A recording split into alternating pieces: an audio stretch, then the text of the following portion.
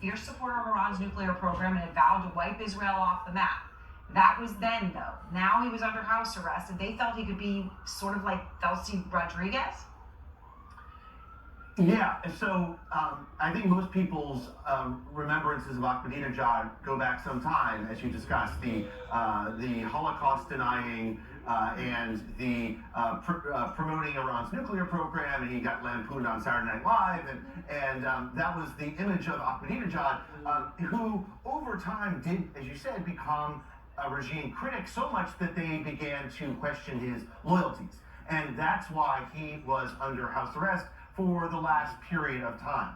Now, sometime before the war, he was in contact with, we believe, Israeli and American officials, primarily Israeli officials. He had contacts to basically sign off on this idea that if a war were to begin and he were to be freed, he would be part of the regime change plan.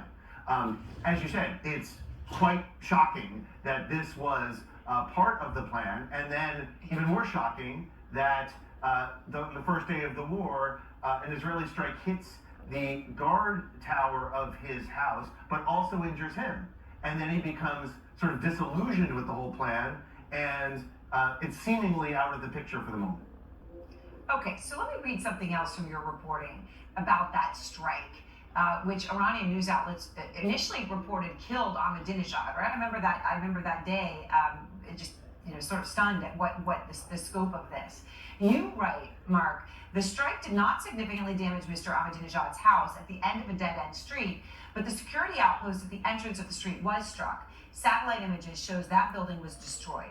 In the days that followed, official news agencies clarified that he had survived, but that his bodyguards, in actuality, Islamic Revolutionary Guard Corps members, who were both guarding him and holding him under house arrest, were killed.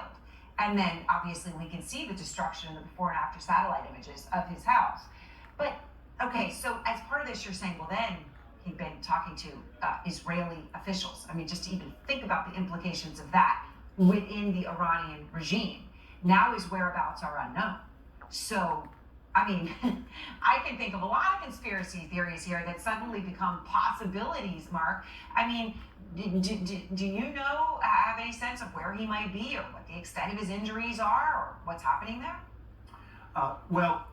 In terms of his injuries, we have been told, me and my colleagues who were reporting the story, heard that he did not sustain life-threatening injuries, that they were light injuries, that he is alive. But in terms of his whereabouts, we don't know.